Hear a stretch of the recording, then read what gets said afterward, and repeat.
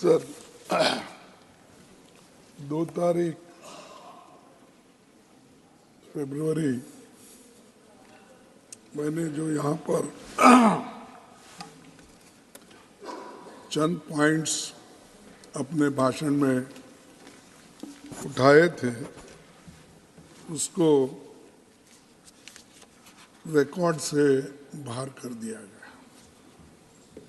इसीलिए मैं आपसे निवेदन करता हूँ, पहला जो मेरा रिमार्क्स एक्सपेंज हुआ है, कारण बताता हूँ ना। नहीं sir, if you will read what has been expunged will not be appropriate. So you please indicate the premise of it. I am open to it. Please, I want your communication. Please sir. एक्सपेंज हुए हैं, मैंने उनमें किसी का भी नाम नहीं लिया, तो किसी भी रूल्स ऑफ प्रोसीजर का उल्लंघन नहीं हुआ।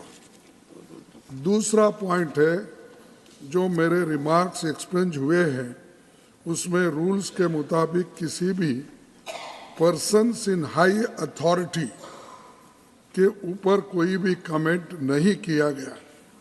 Rule 238 5 of rules and procedure of Rajya Sabha के एक्सप्लेनेशन में साफ साफ पर्सन्स इन हाई अथॉरिटी का मतलब लिखा गया है। अगर मैं आप इजाजत दे तो वो भी पढ़ूंगा। Please sir, please. तो पढ़ूंगा।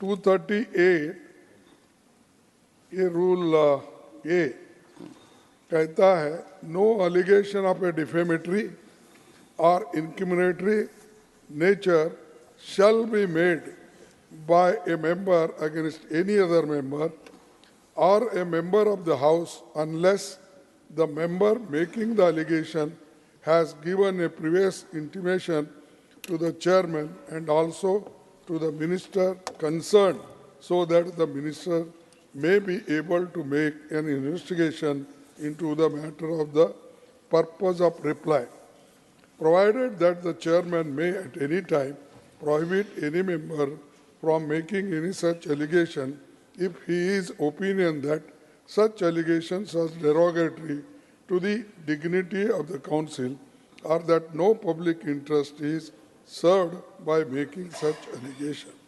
This is Rule 238 और 5 में ये भी कहा है कि इस रूल्स के मुताबिक मैं reflect upon the conduct of a person in high authority unless discussion is based on substantive motion drawn in a proper terms.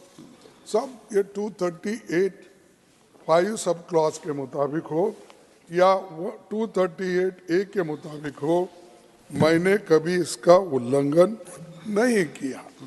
और दूसरा, जो भी ये पर्सन इन हाई अथॉरिटी का मतलब मैंने आपके सामने रखा है कि इस डेफिनेशन में कोई भी मुख्यमंत्री किसी भी तरीके से कवर नहीं होता, क्योंकि सदन में मुख्यमंत्री के खिलाफ कोई भी सब्सटेंटिव मोशन नहीं लाया गया। सर, एक्सप्लेनेशन टू रूल 38 पढ़ने के बाद, रूल 38 एक्सप्लेनेशन। नहीं, मैं बोलता हूँ, फिर आपके बाद मैं आप कह दीजिए इसके मुताबिक है।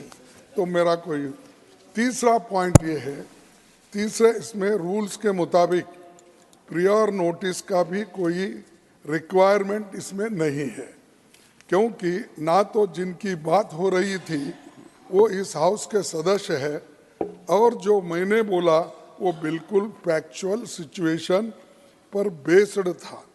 मैंने जिस ट्वीट का जिक्र किया वो फैक्चुअली बिल्कुल सही है।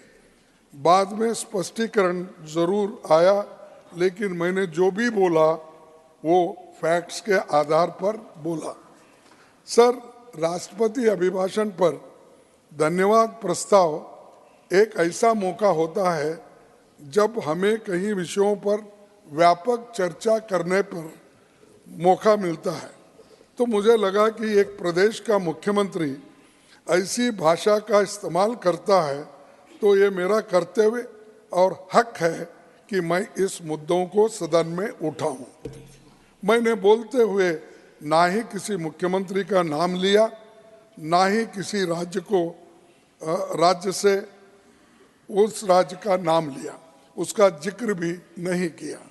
इसीलिए जो मेरे शब्दों को एक्सपंज किया गया उस पर मैं अपनी घोर आपत्ति दर्ज करना चाहता हूं और साथ ही आपसे निवेदन करना चाहूँगा कि सदन की प्रोसीडिंग्स में इन रिमार्क्स को पुनर्स्थापित किया जाए और उन शब्दों को पूरे 2 पेज का आपने काट दिया साहब।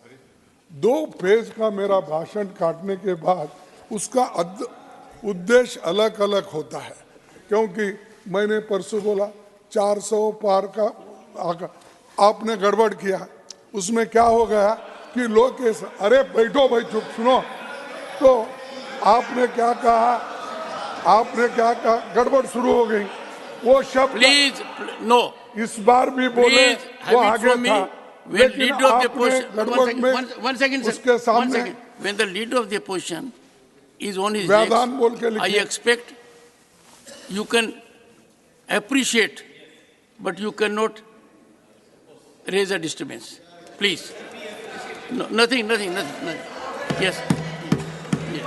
तो साहब क्या होता है, ये अर्थ का अनर्थ होता है। तो जब अब गड़बड़ करके आप स्टॉप कर देते हो, आगे के शब्द को आप निकाल देते हो। आपने बोला इस तरीके से था। नहीं, वो आपकी है, आपके आगे मैं पढ़ूं, आपके आगे था क्या कि पूरा गड़बड़, क्या बोलते हैं हिंदी में, व्यवस्थान क्या, व्यवधान, तो आपने लिखा उसके सामने, तो वो शब्द चले गया दूसरा। तो ये मैं कह रहा हूं कि इसके लिए पूरा देखिए 1:55 में मैंने अछूत शब्द का इस्तेमाल किया था, फिर 2 बार। सर वो मत पढ़िए, मैंने एक्सपेंस किया हुआ है।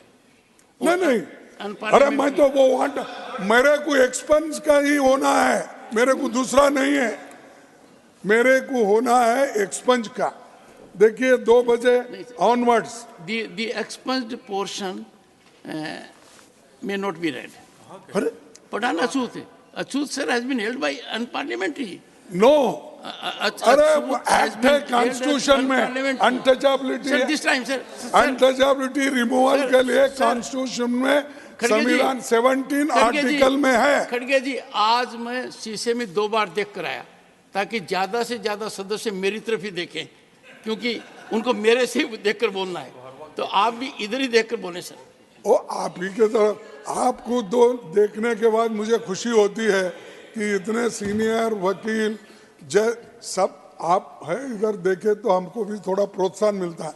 कभी कभी क्या होता है साहब, सत्य बात जब हम कहते हैं तो जरा आप उधर ही ज्यादा देखते हैं, उस वक्त आपको आकर्षण करने के लिए हमको कभी कभी ऐसा करना पड़ता है। और 2 बजे 1:55 हुआ, 2 हो गया, और 2 बजे ऑनवर्ड्स उसमें भी आपने वो काट दिया, फिर 2:40 को आपने काट दिया। देख लिया सर। तो मैं ये इसीलिए मेरा ये कहना है कि जो हम कहना चाहते हैं उसको तोड़ मोड़ के अगर पढ़ेंगे लोग तो क्या होगा। अरे ये आपने जो चीजें बोली है इसमें नहीं है, मेरे को हर दफा हो रहा है। This is the 2nd or 3rd time my speeches are cut and this is the letter I have return to you. And मैं बाहर प्रेस को नहीं बोलना चाहता था unless I can bring to your notice. What is this sir, every time. And यहाँ पर तो मनुस्मृति के बारे में इतना बोला गया है, इतनी चर्चा हो गई है, और मैं जब बोलता हूँ उसको निकाल देते हैं। What is this? ये इसीलिए मैं कृपया करके आप उसको जो आपने निकाला है वो पूरे पेज को आप रख दीजिए, यही मेरी आपसे अपील है।